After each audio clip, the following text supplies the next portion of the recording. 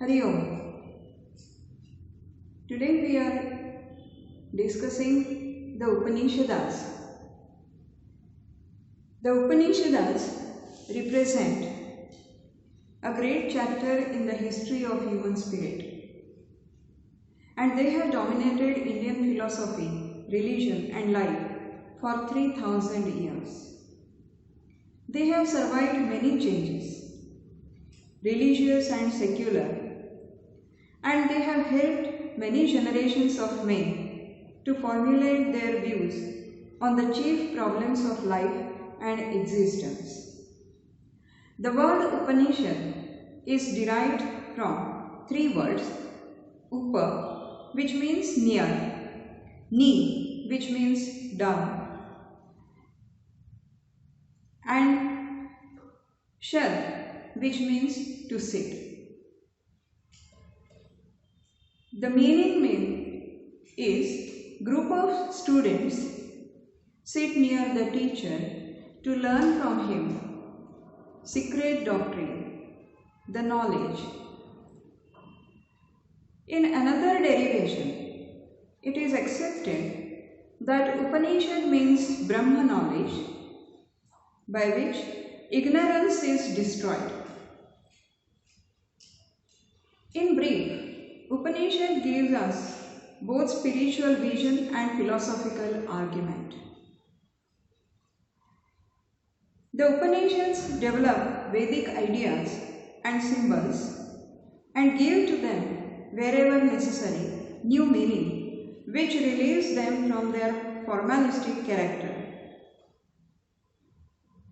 The Upanishads in some detail give the path of inner ascent, the inward journey by which the individual souls get ultimate reality, truth within us. The Upanishads assert that goal of life is not heavenly state of bliss or rebirth in a better world, but freedom from the objective cosmic law of karma and identity with the super consciousness and freedom. The Upanishads are philosophical religious texts of Hinduism which develop and explain the fundamental tenets of religion. They are the late Vedic Sanskrit texts of religious teaching. The Upanishads are referred to as Vedanta and alternatively the highest purpose of Vedas. Around 108 Upanishads are known, of which the first 10 are the oldest and the most important and are referred to as principal Upanishads. The main concept of all these Upanishads is Brahma and Atma. That is the central idea. And the thematic focus is Atma. Know that you are Atma. These words are used in Upanishads to indicate supreme reality of Brahma. It is derived from the root Brahm, which means to grow. The derivation suggests ceaseless growth. Another derivation is from the root Brahma, which means to exceed and means by it eternity, purity. In the Rig Veda, Brahma is used in the sense of sacred knowledge. The word suggests a fundamental kinship between the aspiring spirit of man and the spirit of universe, which it seeks to attain. We cannot define Brahma, but that does not mean that it has no essential nature of its own.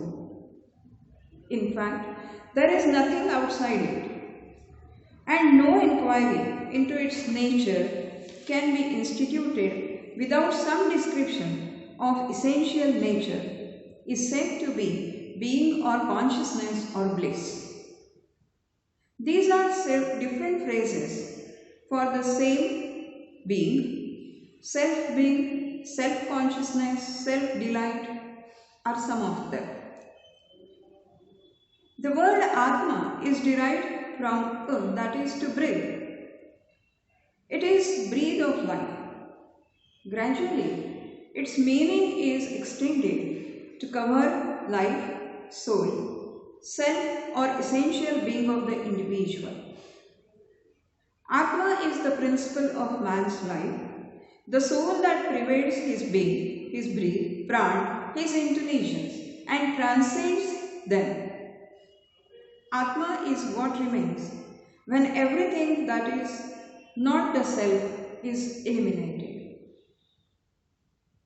As Brahma is the eternal quiet underneath drive and activity of the universe, Atma is the foundation reality underlying consciousness or conscious powers of the individual, the inward ground of the human soul.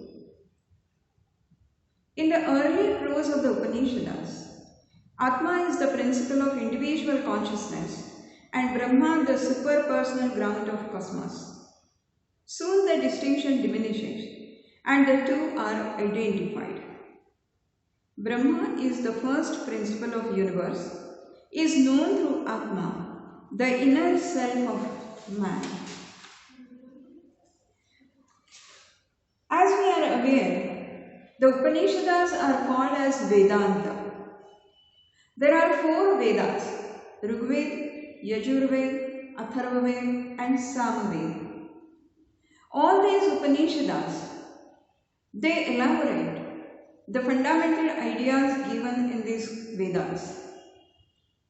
Vedas are mainly the mantras which are used for rituals and also they give life philosophy. Each Upanishad is attached to one or the other Veda, which means that Upanishad explains, elaborates the main ideas given in that particular Veda.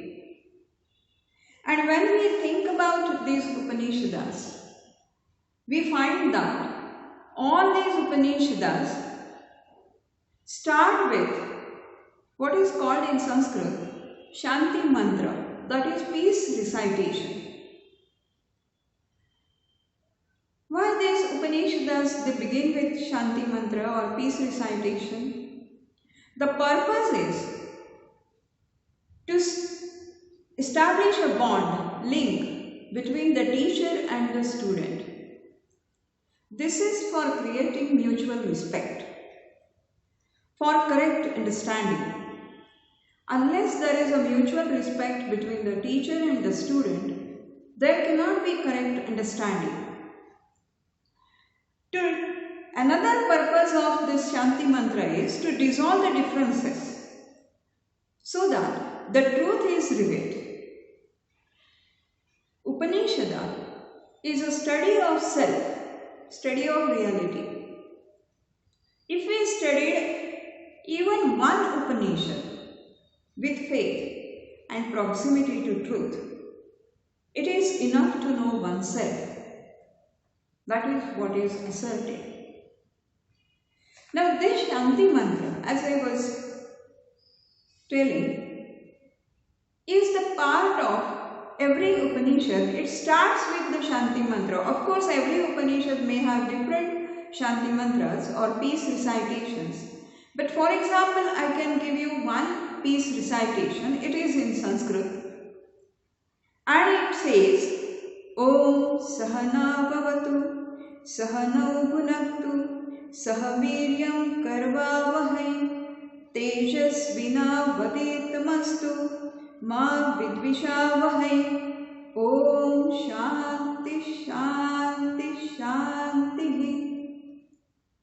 This is the most common peace recitation, which means that may the God give both teacher and the student to strength to learn, strength to understand the truth.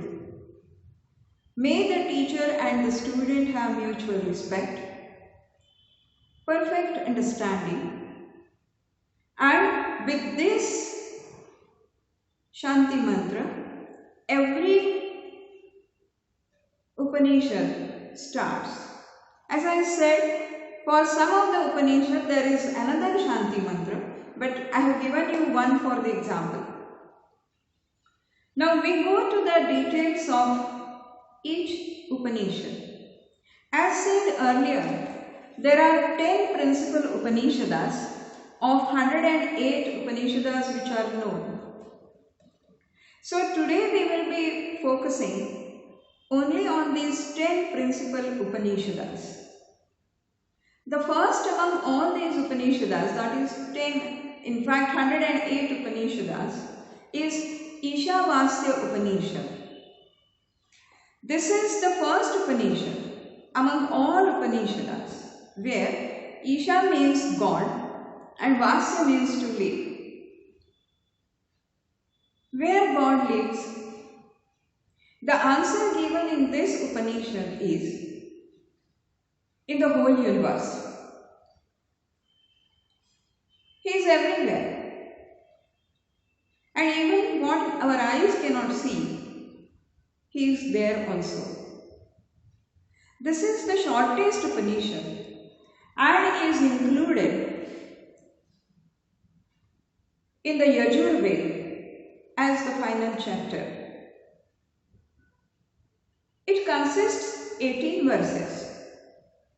This Upanishad has a special significance because there is a close spiritual relationship between Bhagavad Gita and Isha Upanishad. Both the Indian thought and the modern scientific thought accept a fundamental unity behind the world of variety. The Isha Upanishad deals with this within of things. The main purpose of this Upanishad is to teach the essential unity of God and the world. It teaches that life in the world and in the divine spirit are not incompatible. This Upanishad explains why and how to live. The Isha Upanishad asserts enjoy through tyaga or renunciation. Tyaga is the Sanskrit word. Renunciation. Of what? Renunciation of self-will. If we recognize that the world in which we live is not ours, we enjoy it. Enjoy it by giving up the sense of attachment. When the individual is subject to ignorance, he is not conscious of the unity and identity behind the multiplicity and so cannot enter into harmony and oneness with the universe and thus fails to enjoy the world. When, however, he realizes his true existence, which is centered in the divine, he becomes free from selfish desires and possesses, enjoys the world, being in the state of non-attachment. The Isha Upanishad stresses the importance of work and tells, always performing work, one should wish to live 100 years. Interesting, no? Performing works, that is karma, without desiring fruit. This is the way to inward freedom. It says, wisdom is beautiful, but barren without karma, work, and faith apart from work, that is karma, is dead. So Isha Upanishad, in short, tells us mainly two concepts of non-attachment, renunciation of self-will, and the importance of doing karma work all the time. But at the same time, it guides us that karma should be performed all the time, but without desiring fruits. The next Upanishad in the list of the first 10 principal Upanishads is Katha Upanishad. It is embedded in the last section of Samaveda. It has unusual structure. The first 13 verses are composed in metric poem, followed by 15 prose paragraphs of the main text plus 6 paragraphs of epilogue. The first part, that is the metric portion, deals with Supreme Brahma, the absolute principle underlying the world as phenomena, and the prose part of the Upanishad deals with Supreme as Ishvara. The knowledge of the Absolute, which secures immediate liberation, is possible only for those who are able to withdraw their thoughts from the worldly objects and concentrate on the ultimate fact of the universe. The knowledge of Ishvara puts one on the pathway that leads to deliverance eventually, which means karma mukti in Sanskrit.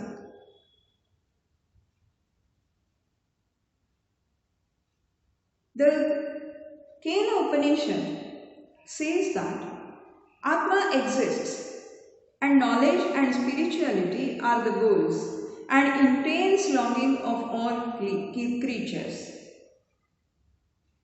The Upanishad opens by questioning the nature of man, the origins, the essence of relationship of him with the knowledge and sensory perceptions.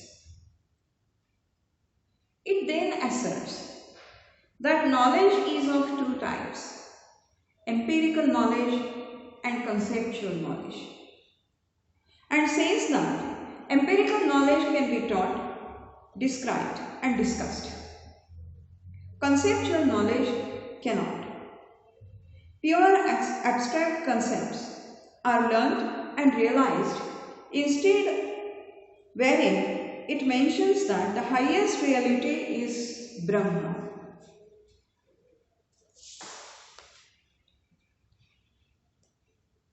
The Upanishad further adds that when we are in the bondage to the objective world, we look upon God as a great external force, a supernatural power who demands to be appraised. God is life and can be revealed only in spiritual life. When the soul beholds God purely, it rests utterly and completely within the being of God and knows nothing but only to be with the God. The Katha Upanishad highlights the importance of tapa, Sanskrit word, which means austerity. It is derived from the root tapa, which means to burn. It is training in spiritual life. Negatively, tapa is cleansing our soul and all that is sinful and imperfect. And positively, tapa is building up all that is good and holy. The Katha Upanishad asserts that whoever knows this, he indeed, overcoming sin, in the end is firmly established in the supreme world of heaven.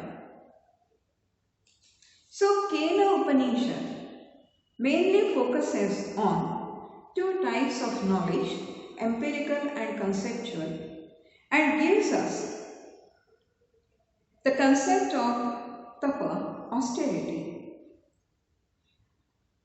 following which one can get liberated and overcome all the sinful and imperfectness. Now we turn to the third Upanishad. This is Katha Upanishad. This Upanishad belongs to Yajurveda and uses setting up of a story found in ancient Sanskrit literature. The Upanishad consists of 2 chapters, each one of which has 3 sections, or in Sanskrit it is called Vallis. This Upanishad presents legendary story of little boy called Nachiketa. His father, who is a poor pious Brahman, his name was Vajashrava, performs a sacrifice and gives as present to the priests a few old and feeble cows. His son Nachiketa, feeling disturbed by the unreality of his father's observance of sacrifice, proposes that he himself may be offered as offering to the priest. Initially, the father ignored his son, but Nachiketa insisted again and again that he himself may be offered as sacrifice. The father gets angry, and when he persisted his request, in rage, father said, "Unto Yama I give," which means that I give you to Yama. Now, Yama is the death of God in Hindu philosophy. So the father says, "I give you to the god of death." Nachiketa goes in search of Yama, and he goes to the abode of him and finds that Yama is absent. He waits there for 3 days and nights unfed. Yama returns, and on his return finds that this little boy, is waiting for him for 3 days and nights unfed.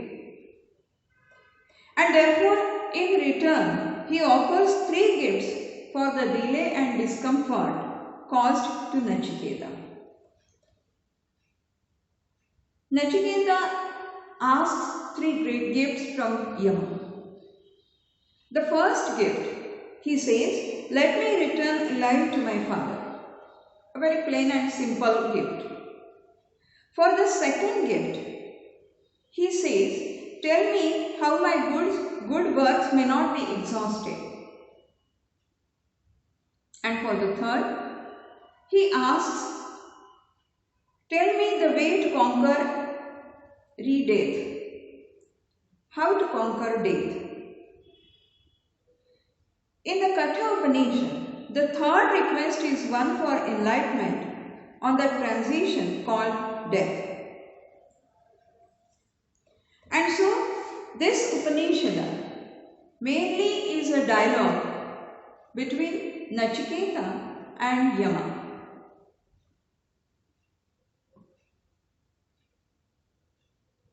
It is involving a discussion of nature of man, knowledge, Atma, and liberation. For the second gift, for the second request, Yama explains Nachiketa the rituals of fire. In Sanskrit, it is called as yajna, and says that whoever gives him the gift, that whoever performs this fire ritual, yajna, in a specific manner, It will be called as Nachiket fire. For the third request, which was made by Nachiketa, how to conquer death, or what happens to a person after he dies. Yama says that, so far I have not given this knowledge to anyone, because this is a very secret knowledge. Nobody knows what happens after death and how to conquer death. And so this is very secret. And so instead of this request, you ask for something else. You can ask for palace, you can ask for wealth, you can ask for kingdom, you can ask for long life, anything you can ask. I am ready to give you. But don't ask about this, because this is a very secret knowledge, and so far I have never given this knowledge to anyone. But Nachiketa is firm. He says that you have promised me that you will give me whatever I want. And so I want to know this. What happens to a man after death? How to conquer death? So all these questions he is asking. Yama finds that this little boy is very eager to gain this knowledge, secret knowledge. And therefore Yama begins teaching what is called as Atma Vidya, Atma knowledge. And he begins by distinguishing between what is dear, pleasant, that is Preya, and what is good and beneficial, that is Shreya. Katha Upanishad asserts Atma, that is soul, exists, though it is invisible and full of mystery. And further, Yama asserts that this Atma is recognizable by yoga. This is one of the earliest mentions of yoga in ancient Sanskrit literature in the context of self-development and meditation.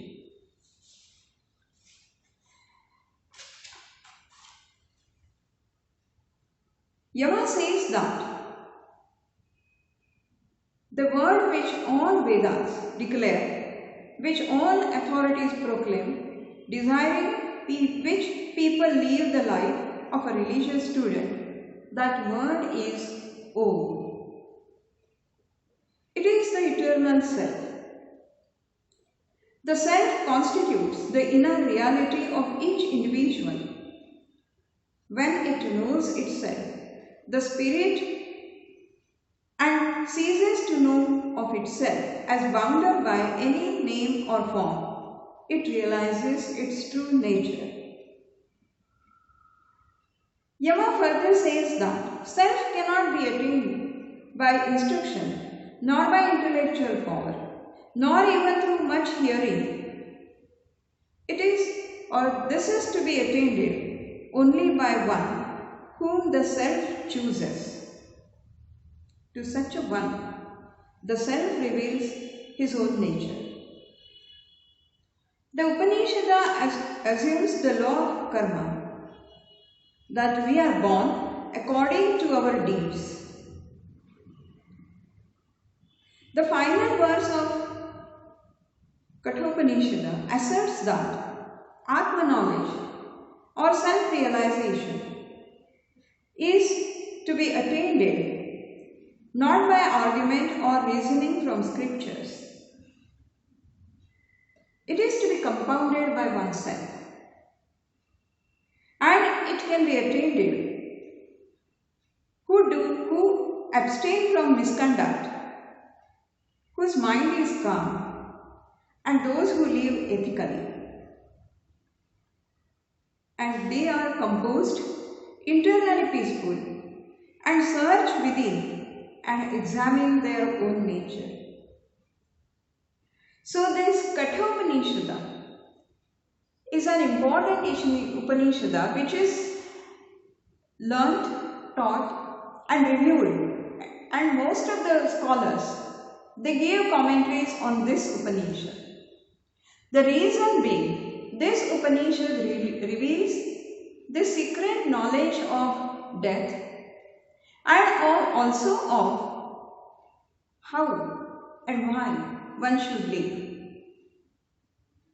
And therefore, Katha Upanishad, and from those who practice yoga, for them particularly this Upanishad is important because this is the first mention of yoga in the Sanskrit literature, which confirms that only practice of yoga can help one to know oneself. And therefore, for yoga practitioners or for those who are yogis, practice yoga, for them Katha Upanishad is the most important Upanishad. Next in the list is the fourth one, Taittiriya Upanishad. Taittiriya Upanishad is a Vedic era Sanskrit text which is included as 3 chapters of Yajurveda. It is the principal Upanishad and likely to be composed about 6th century BC. It is divided into 3 chapters. The first chapter is Shikshavalli. It is the science of phonetics and pronunciation. The second is Brahmavalli and the third is Bhruguvalli. These two deal with the knowledge of Supreme Self. Taittiriya is a Sanskrit word which means Titri. The root of this name has been interpreted in 2 ways. From Vedic sage Titri, who was the student of Yaksha, or alternatively is being collection of verses from mystical students who became birds in order to gain knowledge. The Shikshavalli, which is the first chapter, literally means instruction, education, and is related to education of students in ancient Vedic era of India, their initiation into school and their responsibilities after graduation. It mentions lifelong pursuit of knowledge and hints of self-knowledge. This chapter also highlights phonetics as an element of Vedic instruction. This chapter is rhythmic recitation of ethical duties of all human beings. The second chapter focuses, like other ancient Upanishads, on the theme of Atma. This Valli asserts, or this chapter asserts, that knowledge of self is the path to freedom from all concerns, fears, and to a positive state of blissful living. It also says, one should look upon him as residing in one's own heart. It also explains the importance of reciting Om. It says, Om is the symbol of both Brahma and Ishvara.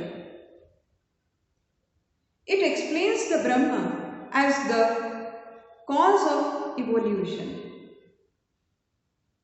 This chapter also explains 5 bodies: material, vital, mental, intellectual, and spiritual. The third chapter, Bhrugu Valli, undertakes investigation of Brahma and states matter is Brahma, life is Brahma, mind is Brahma, intelligence is Brahma, bliss is Brahma. This chapter recommends 3 vows which are very important. The first vow is never scorn food, which implies never scorn anyone or anything. The second vow is increase food, which means increase prosperity for everyone and everything. And the third is refuse no guest to your house and share food, which means compassionately help everyone and share plentiful prosperity and knowledge. This Taittiriya Upanishad is particularly important because first thing it talks about education of students, their responsibilities, how they should be taught and what they should be taught. And also alternatively it is important because it gives us 3 main concerns of our life. That we should not scorn anyone or anything. That prosperity needs to be increased, but that should be shared. And third, that we must compassionately help everyone. These 3 are the essence of human life. And therefore, particularly this Taittiriya Upanishad comes very closer to our day-to-day life. The next Upanishad in the list of first 10 principal Upanishad is Mandukya Upanishad. This is the shortest Upanishad among all Upanishads and is related to Atharvaveda. It is prose consisting of 12 terse verses.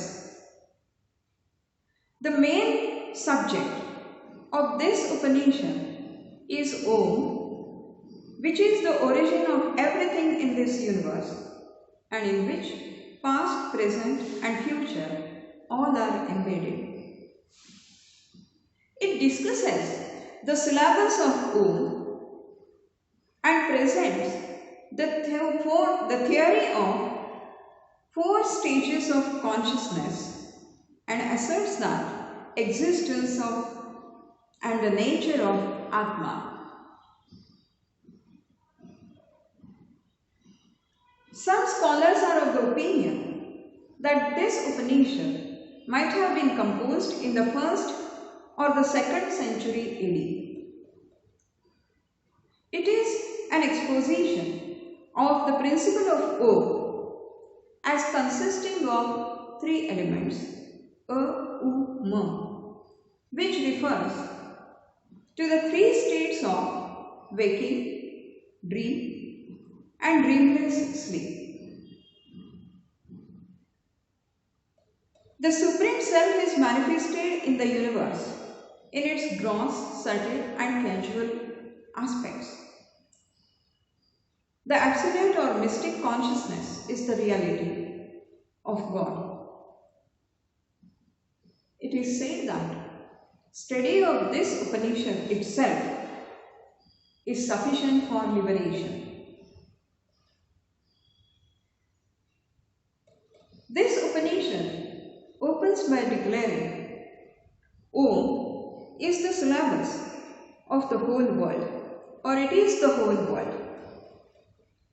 Thereafter, it presents various explanations and theories on it, what it means and signifies. This Upanishad describes 3 states. The first state is waking state. When we are aware of our daily world, normal condition of the natural man who, without any reflection, accepts the universe as he finds it. This is gross body. And this is known as outward moving. We are looking outside us. We are looking at the universe. The second state is dream state. It is dependent on the predispositions left by the waking experience. This is known as inward moving. We are sleeping, but we are dreaming. And we dream whatever we had experienced in the world. And the third state that it explains is deep dreamless sleep. It is the state, the underlying ground of consciousness is undistracted. One does not desire and does not see any dream. The spirit serves as light for itself.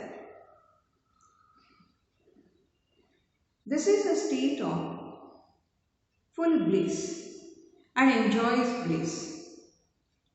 In dreamless sleep, in a deep sleep, one enjoys peace. There is no perception of either external or internal objects. And therefore, this may be everyone's experience, that the night we get deep sleep, the next morning, when we awake, we are very happy, we are very energetic. And this is our subtle body. And one more state the Upanishad explains,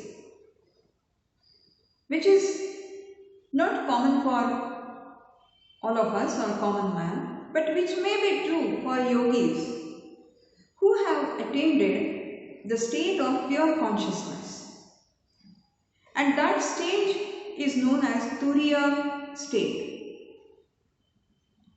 It is the background that underlies and transcends the three common states of consciousness, both absolute and relative.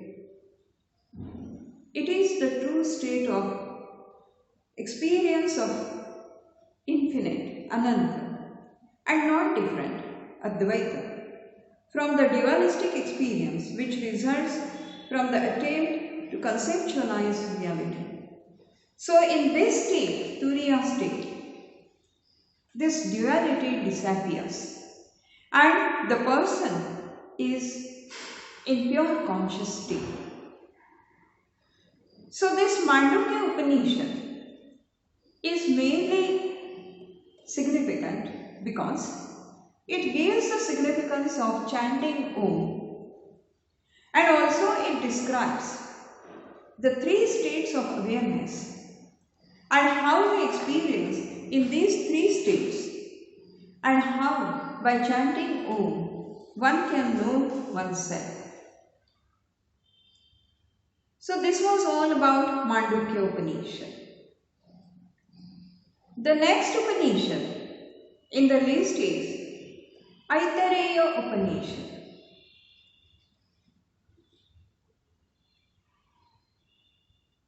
The name is derived, it is said sometimes that a saint called Ishtara and her son Aitareya, they composed this Upanishad. So this is Aitareya Upanishad.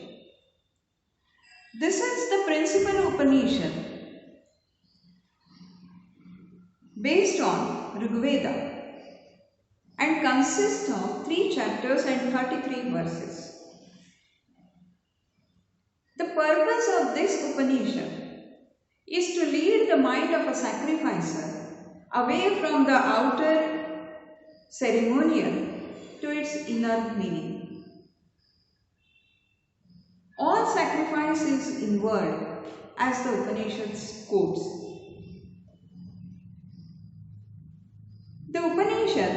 says there are three classes of men who wish to acquire wisdom.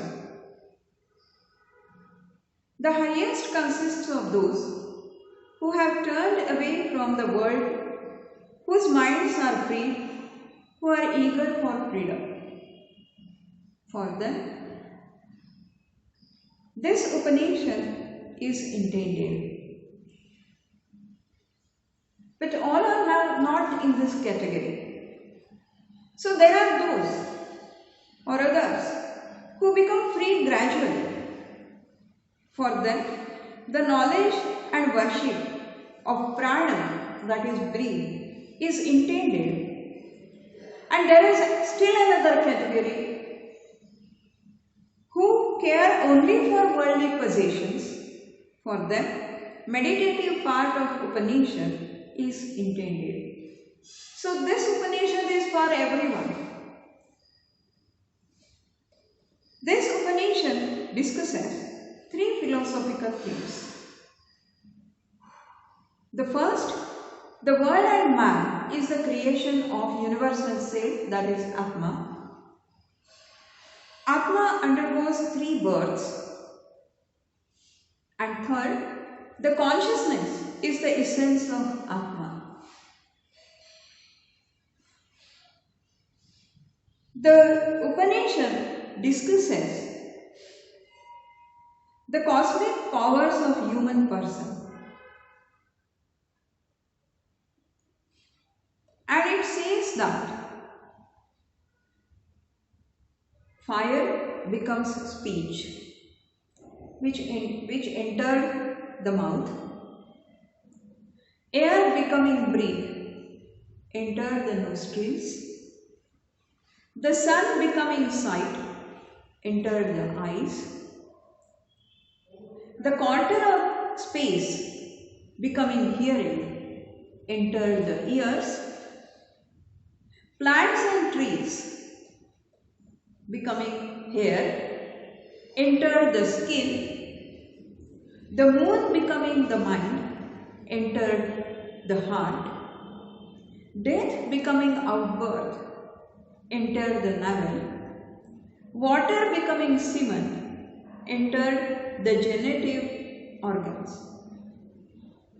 So these are all these, what we speak, what we hear, what we sense through our skin, everything, all these are the cosmic powers which human beings have got. And therefore, the Aitareya Upanishad discusses the importance of these cosmic powers. This Upanishad is particularly important because it signifies the meaning of sacrifice, that is, which is inward sacrifice or inner sacrifice. Outwardly, we may give anything to anyone, but from the heart, if we are not giving it, like we have seen in Katha Upanishad, the sacrifice is made, but it is only of no use. That is not the sacrifice. The sacrifice is really the sacrifice of desires, wish, will. And so this Upanishad is very close again to our day-to-day life. The next, that is the seventh Upanishad, is Mundaka Upanishad. This belongs to Atharva Veda and has 3 chapters and 2 sections in each chapter. The name is derived from Munda, which means to shave, which means that he who comprehends the teaching of Upanishad is shaved or liberated from error or ignorance. The Upanishad states clearly the distinction between higher knowledge of the Supreme Brahma and the lower knowledge of the empirical world. It is by the higher wisdom and not by sacrifice or worship that one can reach Brahma. It is poetic verse style which has 64 verses written in the form of mantras. The first part, which in Sanskrit is called as Mundaka, defines the science of higher knowledge and lower knowledge, and then asserts that acts of oblations and pious deeds are foolish and do nothing to reduce unhappiness in the current life or next. Rather, it is the knowledge that frees. The second part describes the nature of Brahma, the self, the relation between empirical world and Brahma, and the path to know Brahma. The third part expands the ideas in the second part and then asserts that the state of knowing Brahma is one of freedom, fearlessness, complete liberation, and self-sufficiency and bliss. The Upanishad declares desire as the cause of rebirth. He who entertains desires, thinking of them, is born again. But for who has his desires fully satisfied, who is a perfected soul, all his desires have vanished, he can do this on this earth and can attain supreme reality. And so this Mundaka Upanishad particularly again is important because it gives us the difference between two types of knowledge, the higher knowledge, that is the supreme Brahma knowledge, and the lower knowledge, that is the knowledge of this empirical world, and also guides us how we can overcome our desires so that we can attain liberation, or we can attain the supreme reality here only. The next Upanishad in the list of all these 10 Upanishads is Brihadaranyaka Upanishad. This is literally, or this is generally recognized to be the most important Upanishad. The Brihadaranyaka Upanishad literally means great wilderness or forest Upanishad. It is credited to the ancient sage Yajnavalkya. It says that it has 6 chapters, and it says that the world is more than matter and energy. It is constituted also of Atma and Brahma as well as knowledge. The second chapter is a conversation between Ajatashatru and Balaki Gargi on the theme of dream, positioning that human beings see dreams entirely unto themselves because mind draws in itself the power of sensory organs which it releases in the waking state. The struggle man faces is his attempt to realize the true reality behind perceived reality. That is, Atma and Brahma, inherently and blissfully existent, yet unknowable because it has no qualities, no characteristics. This Upanishad, in the 4th chapter, presents a dialogue between husband and wife, Verulkar and Aitareya, on the nature of absolute self, on the nature of love and spirituality, whether and how Atma is related to deep connection and bonds between human beings.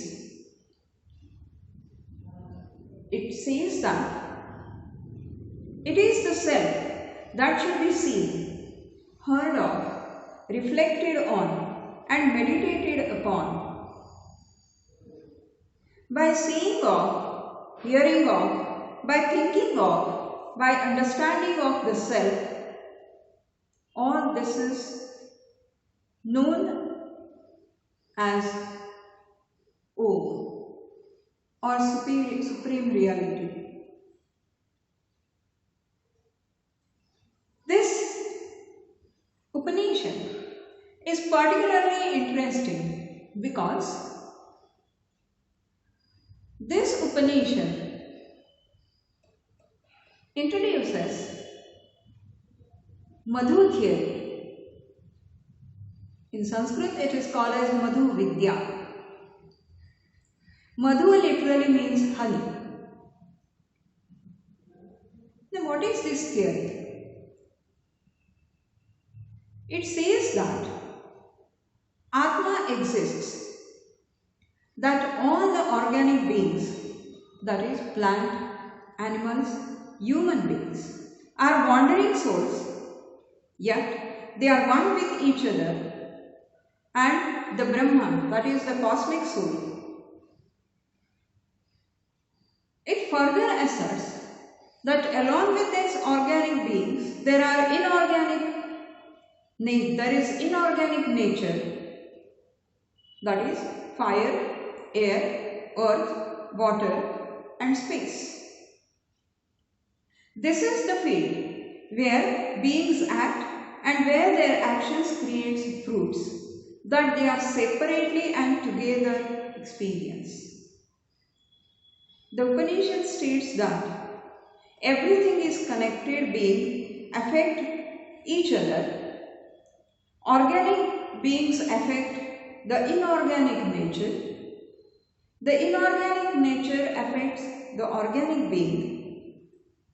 One is the honey, that is fruit or food of the other. And everyone and everything is mutually dependent, nourishing, nurturing each other. All this is because all has come from Brahma, because all existence is blissful oneness. It says that Brahma ignores one who know him as different from the self. This earth is like honey for all the creatures, and all creatures are honey for the earth.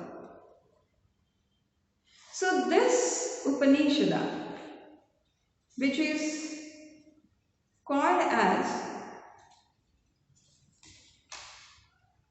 Aitareya Upanishad, that is the forest Upanishad, establishes or gives us a clear picture or clear idea about the relationship between all the organic and inorganic nature of this universe. We are mutually dependent, and therefore this Upanishad, particularly today, is more important when we talk a lot about environment conservation. The next Upanishad in the list of first 10 Upanishads is Chandogya Upanishad. This Upanishad belongs to Samaveda.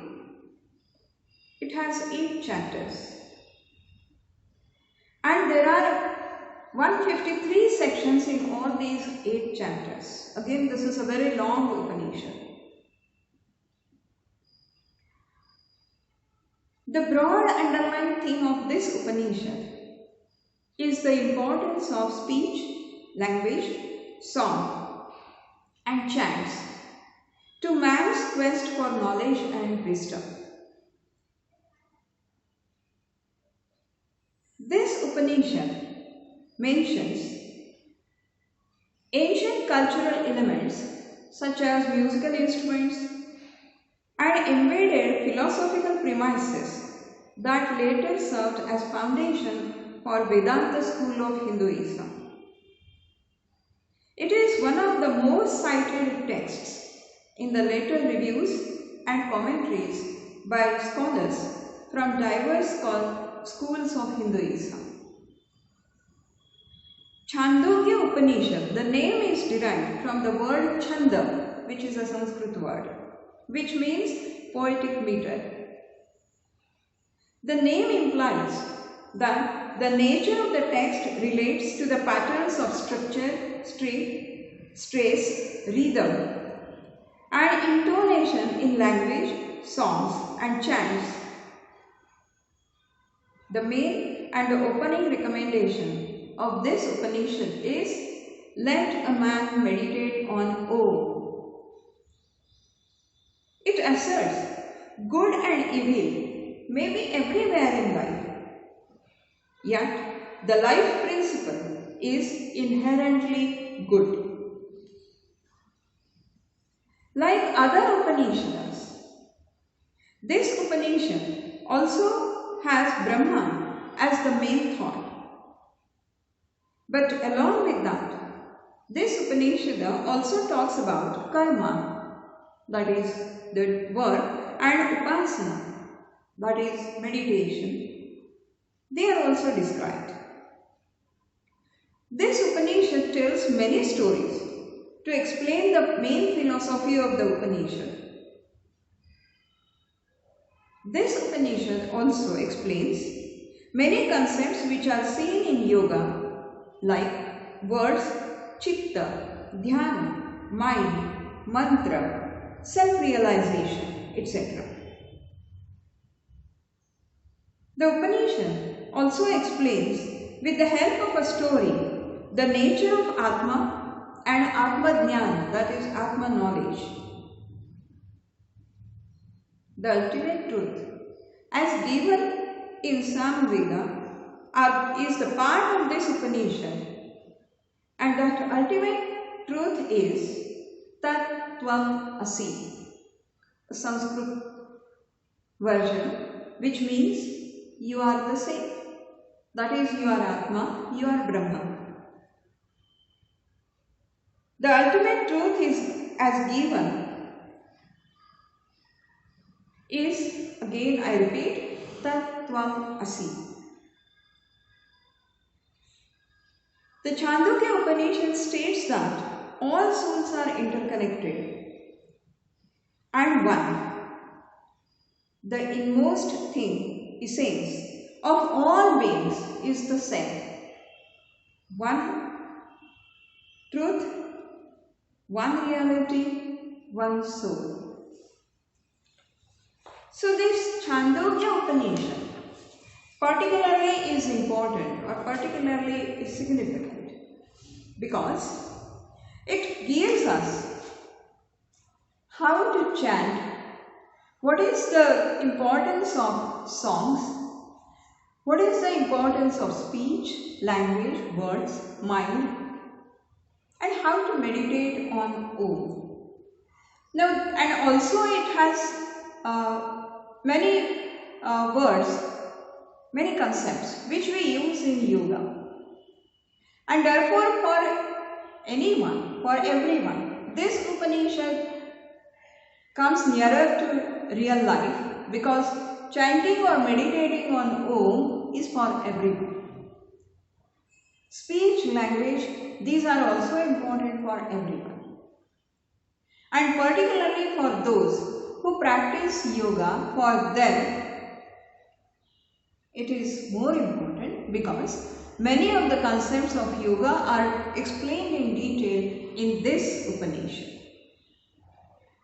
And the last Upanishad, that is the 10th of these 10 principal Upanishads, is Shvetashvatara Upanishad.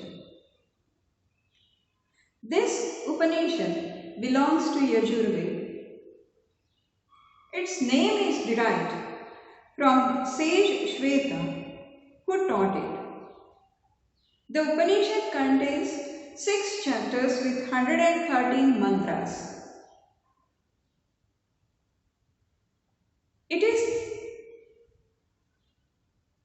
It identifies the Supreme Brahma with Rudra, who is conceived as the material efficient cause of the world, not only the author of the world, but its protector and guide.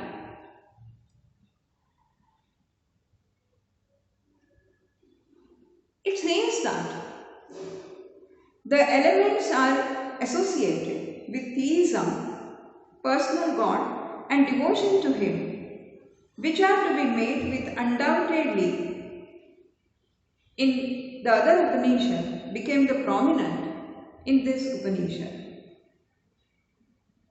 This Upanishad teaches the unity of the souls and the world in the supreme reality. The Upanishad is an attempt to reconcile different philosophical and religious views prevailed at the time of its composition. The Upanishad opens with a question about primal cause of all existence, its origin, its aim, and what role, if any, time, nature, necessity, chance, and the spirit had as the primal cause. The Upanishad develops answers,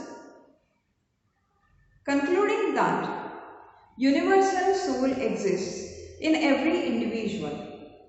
It expresses itself in every creature.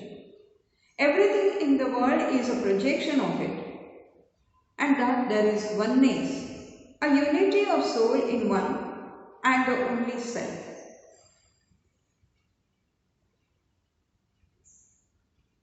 The reality of the world and its relation to the Supreme Ishvara are brought out in the Upanishad. It says that the divine is in us. It becomes manifest only when we subject ourselves to certain disciplines. The divine operates in us, but it requires efforts to make shine it forth. The Upanishad gives a metaphor. It says that like butter is present in milk, but it is obtained only after the process of churning. Similarly, the churning of mind is necessary to reveal the inner divine. How to do this? This Upanishad recommends the practice of yoga for this, so that the divine gets manifested. The Upanishad explains holding the body steady with the 3 upper parts, that is chest, neck and head, erect, causing the senses and the mind to enter into the heart. The wise man should cross by boat of Brahma all streams which cause fear. At the time of meditation, we must hold the trunk, the head, the neck in a straight line. The theory of asanas, postures, is a development of this view. It recommends the control of senses by means of mind. And it says that when the 5-fold quality of yoga is produced, as earth, water, fire, air and ether arise, then there is no longer sickness, no old age, no death to him who has obtained a body made up of these 5 fires of yoga. This Upanishad emphasizes the physical aspects of yoga and says that through yoga we try to build a healthy and clean body. It explains in detail the 4 stages of yoga, namely Arambha, Ghata, Parichay and Nishpatti. They are described in verses 13, 14, 15 and 16. This Upanishad is particularly important because it believes in the divinity of everyone. And it says that this divinity in everyone can be revealed through the practice of yoga. After Katha Upanishad and to some extent Chandogya Upanishad, Shvetashvatara Upanishad is another Upanishad which gives us the detailed process of yoga, particularly of asanas and meditation, and also of withdrawing of senses, so that one can really lead healthy life.